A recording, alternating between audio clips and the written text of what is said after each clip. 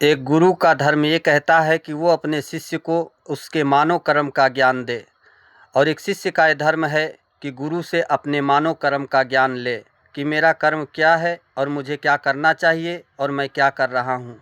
जैसे कि बताया जाता है कि मनुष्य के जन्म लेने के पश्चात उसका सबसे पहला प्रथम धर्म ये है कि संसार में किसी भी काम को करने से पहले प्रभु की शरण में अपने आप को समर्पित करे। और प्रभु की शरण में अपने आप को समर्पित वही इंसान करता है जिस इंसान को इन चीज़ों का ज्ञान होता है और इन चीज़ों का ज्ञान होते हुए इन कार्यों को करता है। जैसे कि बताया गया है कि मनुष्य का ये शरीर ही स्वर्गलोक है और मनुष्य का ये शरीर ही नरकलोक है।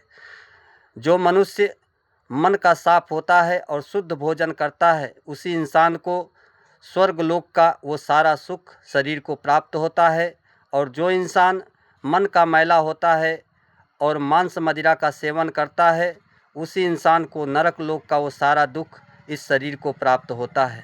इसलिए आपको अपना खान पान कैसा रखना है आप खुद विचार करें।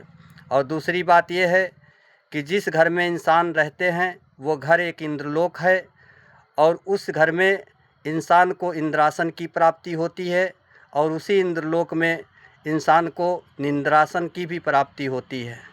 इसलिए आप अपना घर एक यंत्र के हिसाब से बनवाएं, एक वास्तुशास्त्र के अनुसार बनवाएं।